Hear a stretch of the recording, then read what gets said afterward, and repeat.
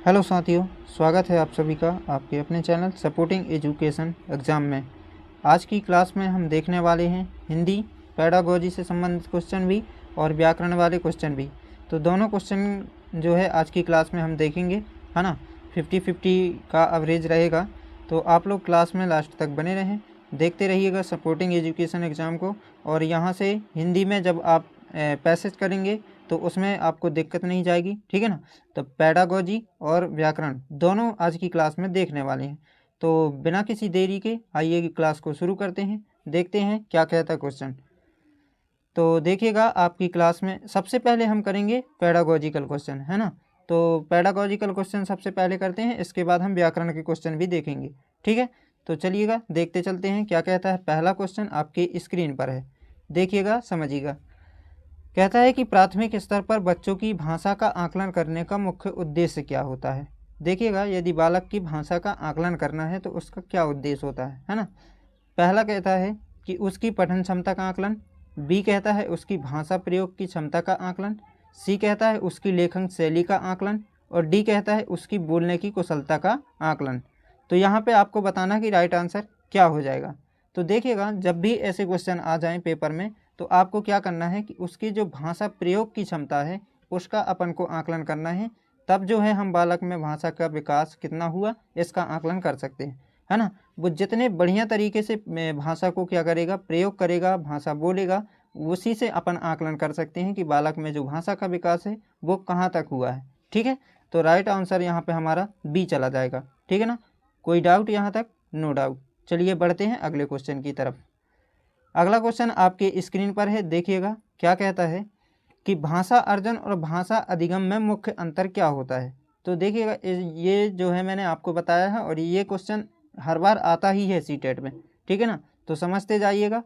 क्या कहता है कि भाषा अर्जन क्या होता है कि जब कोई भी भाषा जो है ऑटोमेटिक हम सीखते हैं, ठीक है ना, यानी सुनकर बोलकर, ठीक है ना। तो ये भाषा का अर्जन कहलाता है, यानी हम जो अपने परिवार से भाषा सीखते हैं उसी को भाषा अर्जन कहते हैं, ठीक है ना। जो अपने वातावरण से सहज होती है, स्वाभाविक होती है, ये हम स्वाभाविक, इसके लिए कोई अपन को प्रयास नहीं करना पड़ता, कोई व्याकरण नहीं पढ़ना पड़ता, ऑटोमेटिक ही हम सीख जाते हैं, ठीक है ना।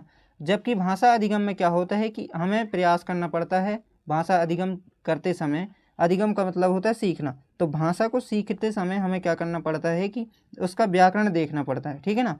जबकि भाषा अर्जन में ऐसा नहीं होता। तो यहाँ पे जो भाषा अर्जन और भाषा अधिगम में मुख्य अंतर है वो क्या हो जाएगा, पाठ्यपुस्तक के अभ्यास, भाषा की जटिलता, सहज और स्वाभाविकता, या भाषा का व्याकरण। तो देखिएगा यहाँ पे क्या अंतर हो जाएगा, दोनों में अंतर ये हो जाएगा कि सहज और स्वाभाविक, है ना। यहाँ पे सी ऑप्शन हमारा राइट हो जाएगा, जो भाषा अर्जन और भाषा अधिगम में मुख्य अंतर है, ठीक है ना। तो यहाँ पे राइट आंसर सी जाएगा। चलिए बढ़ते हैं नेक्स्ट क्वेश्चन की तरफ। अगला क्वेश्चन है, देखिएगा वाइगोत्स्की से क्वेश्चन है, यहाँ से 100% आएगा सीटेट में। तो वाइगोत्स्की ने सामाजिक विकास का सिद्धांत दिया है, और जहाँ पे भी वाइगोत्स्की शब्द देखे वहाँ आपको सामाजिक आसपास की जो है समवयस्क, है ना, इनको आपको देखना है।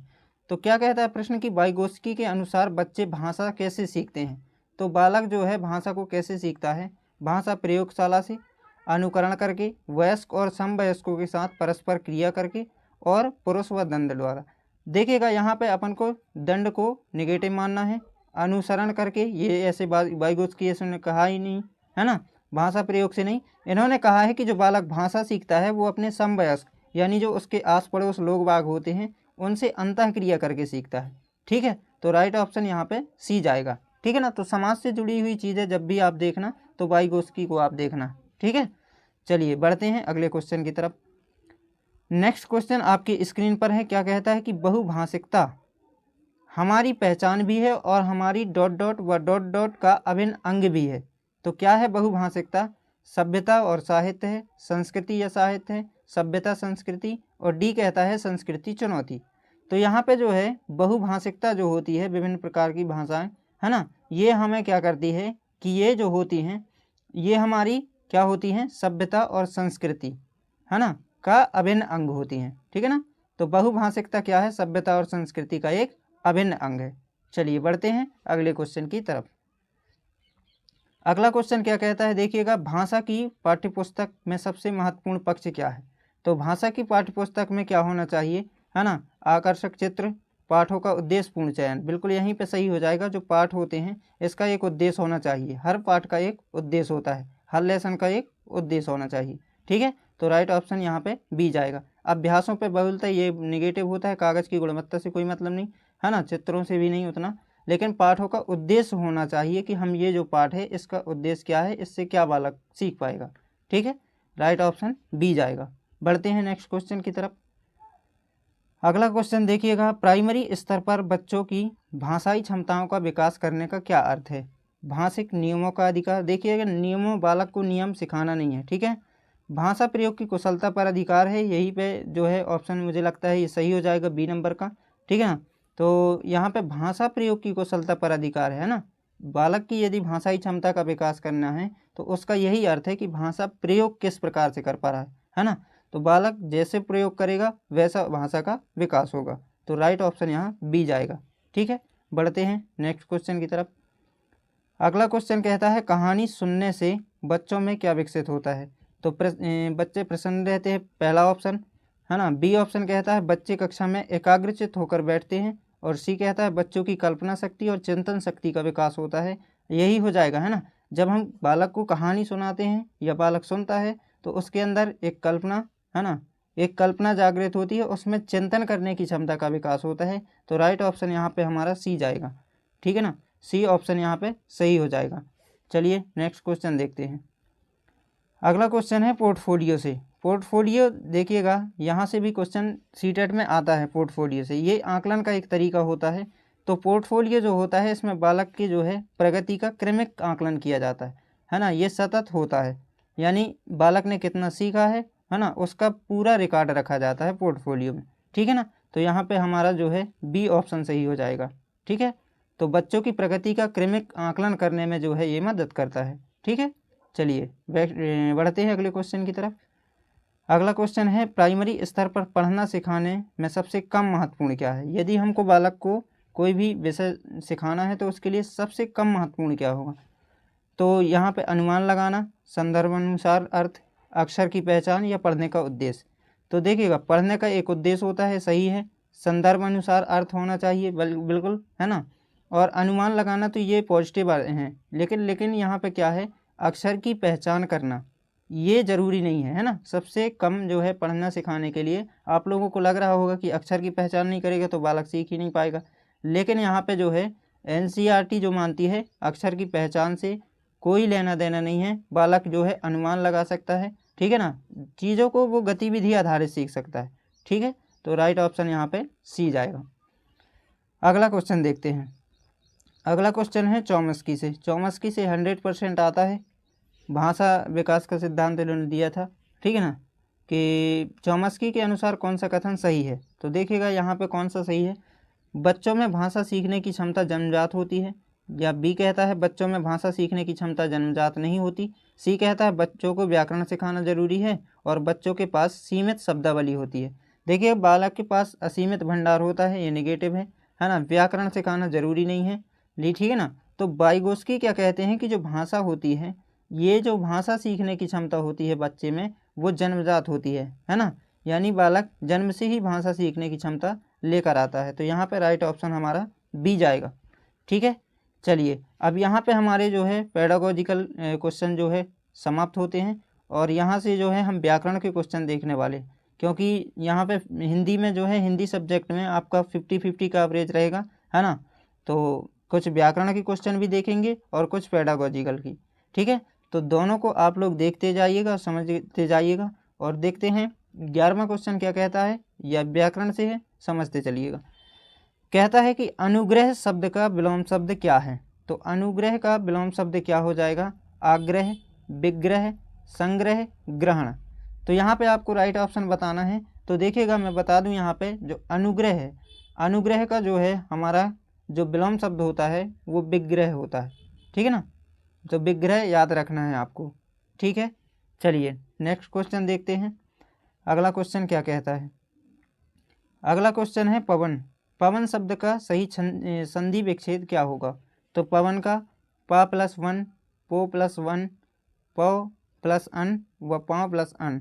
तो यहाँ पे आपको बताना है कि जो पवन शब्द है इसका संधि विच्छेद क्या होगा। तो यहाँ पे हो जाएगा बी ऑप्शन यहाँ पे हमारा सही हो जाएगा, पो प्लस अन, तो ये होता है पवन। और ये अयादी संधि के उदाहरण है, ठीक है ना।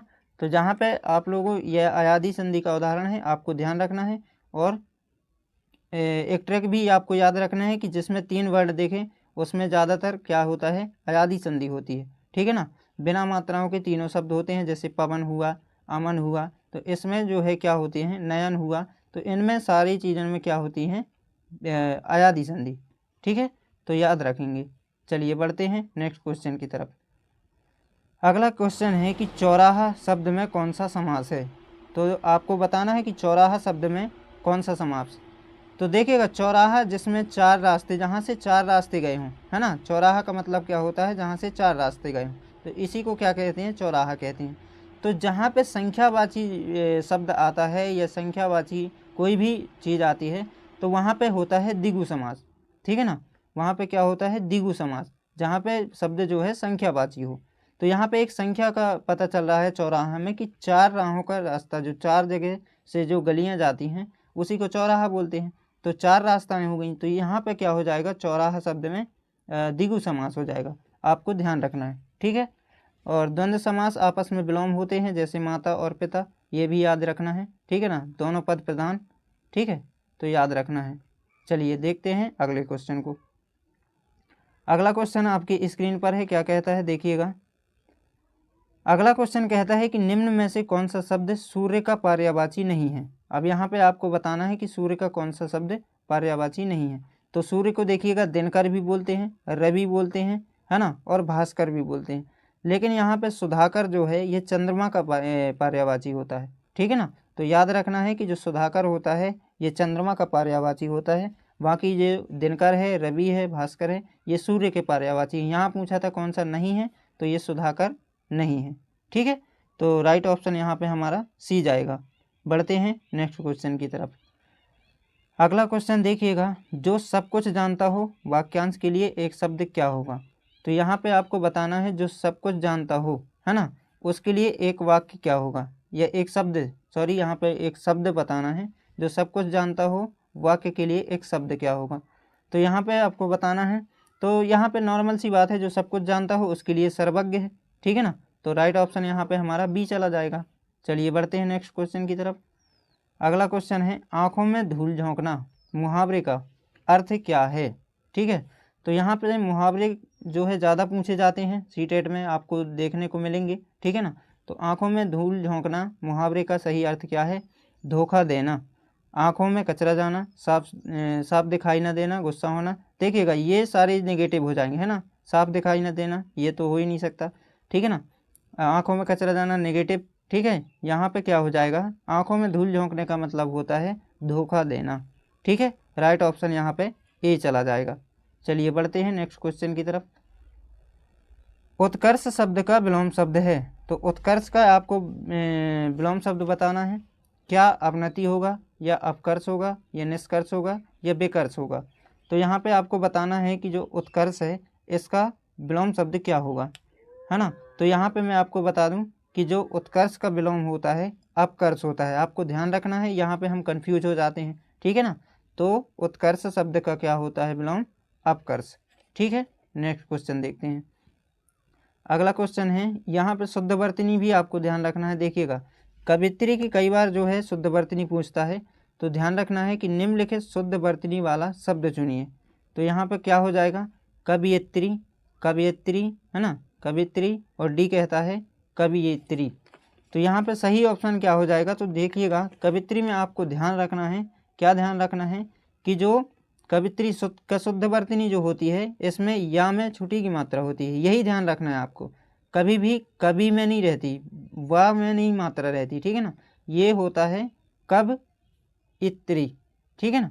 तो याद रखना है आपको यहाँ पे, ठीक है। तो कभी भी देखना है तो कभी में मात्रा नहीं मिलेगी, ठीक है ना। और यदि कभी में आपने मात्रा लगाई तो ये गलत हो जाएगा, ठीक है ना। इसलिए ध्यान से करना है, ये क्वेश्चन पूछता है, कई बार पूछता है, ठीक है ना।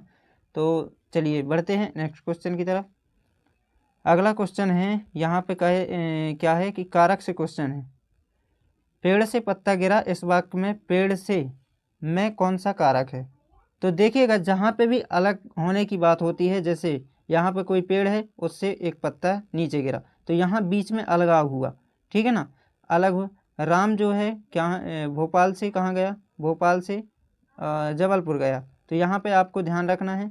तो यहाँ पे बीच में रास्ता हुआ, अलगाव हुआ, यहाँ से एक चीज़ यहाँ से छूटी और यहाँ दूसरी चीज़ यानी अपना लक्ष्य हो गया ये पहुँचने का, ठीक है। तो ये जो गैप होता है कहीं पे भी अपादान का उदाहरण होता है, ठीक है ना।